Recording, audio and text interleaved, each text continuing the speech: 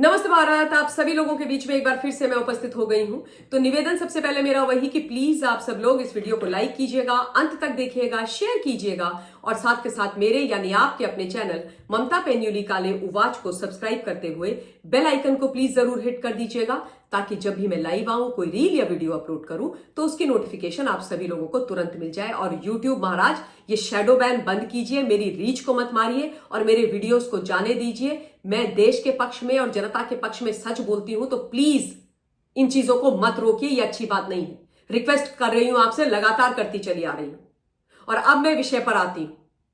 दिल्ली में high court ने अरविंद केजरीवाल और इनका जो पूरे का पूरा भ्रष्टाचारी कुनबा है, जो खुद को कट्टर ईमानदार बोलते हैं पर कतई भ्रष्टाचारी हैं, उनको एक तगड़ा वाला झटका और फटका लगा दिया है।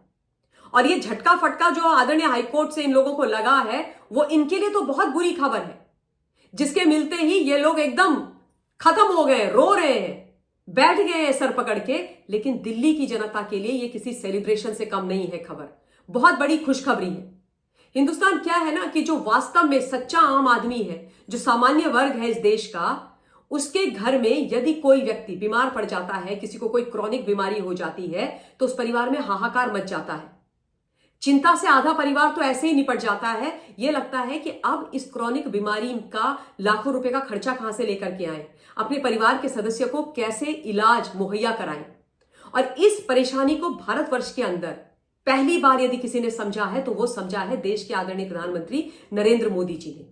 और इसीलिए उन्होंने भारतवर्ष के अंदर एक बहुत ही लाभकारी, कल्याणकारी स्वास्थ्य योजना को क्रियान्वित किया, लागू किया, जिसका नाम है आयुष्मान भारत योजना, और जिसके बारे में मैं लगातार बात करती आई हूं। और इसके जो बेनिफिशियरीज हैं उनको मैं मिलती हूं। मेरे उत्तराखंड में लोग मोदी जी को इतना आशीर्वाद देते हैं इस योजना के कारण, जिसकी कोई हद नहीं है। और भारतवर्ष के हर राज्य में लगभग ये योजना चल रही है एक्सेप्ट दिल्ली।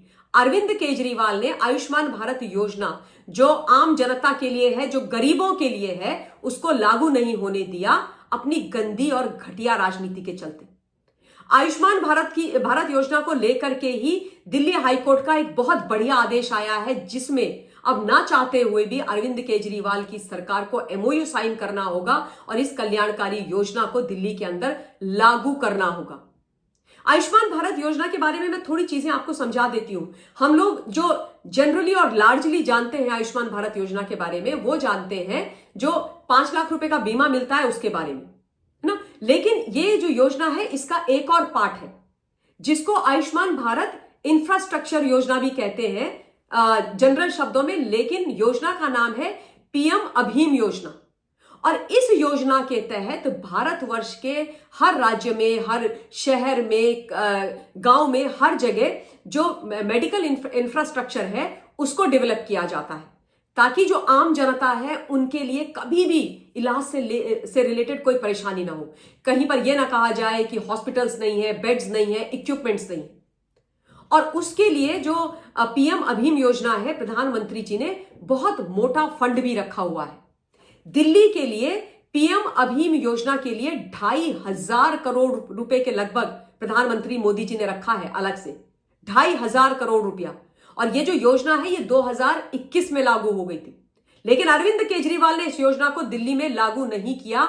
और इसी योजना, पीएम अभीम योजना को लागू करने के लिए 24 दिसंबर को 2 जजेस की बेंच ने हाई कोर्ट के, मैं जजेस के नाम बता देती हूं आपको, जस्टिस प्रतिभा एम सिंह व जस्टिस मनमीत प्रीतम सिंह अरोड़ा ने यह आदेश दिया है कि 12 दिन के अंदर 5 जनवरी तक एमओयू साइन करो।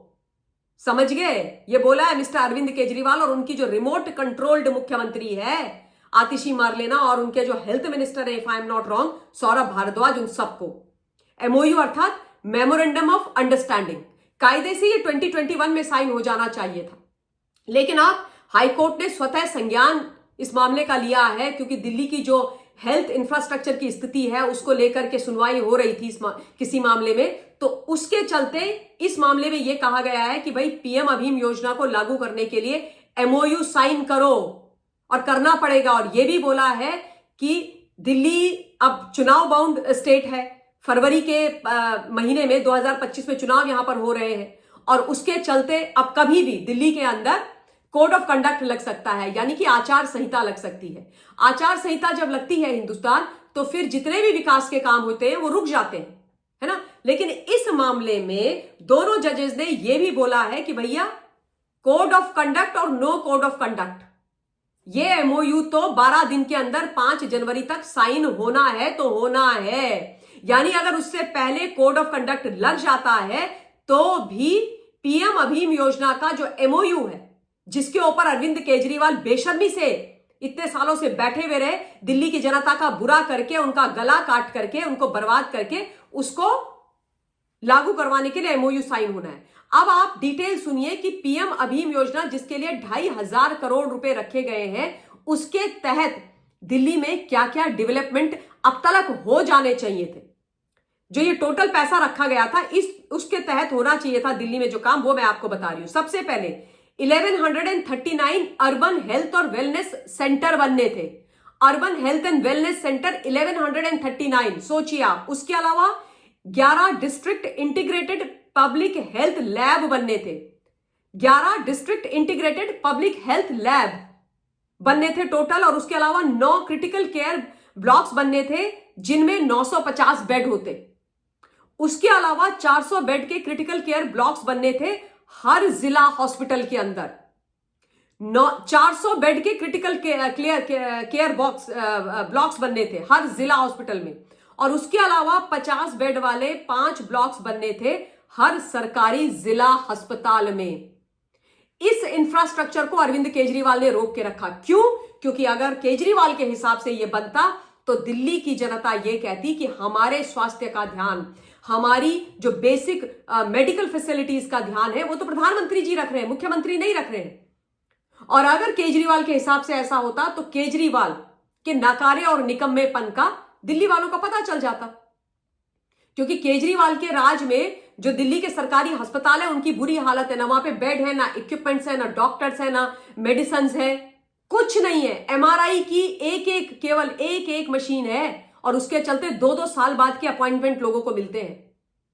यह सच्चाई अरविंद केजरीवाल की। और यहां पर अरविंद केजरीवाल क्या नौटंकी कर रहे हैं? मोहल्ला क्लिनिक की और संजीवनी योजना की। संजीवनी योजना जिसका इन्होंने अनाउंसमेंट किया है, जिसको इन्हीं के स्वास्थ्य विभाग ने बोल दिया है कि भैया ये तो इलीगल है, अवैध है, ऐसी कोई योजना नहीं है। और दिल्ली वाले इस झांसे में ना फंसे और अपना किसी भी प्रकार का रजिस्ट्रेशन ना करवाएं।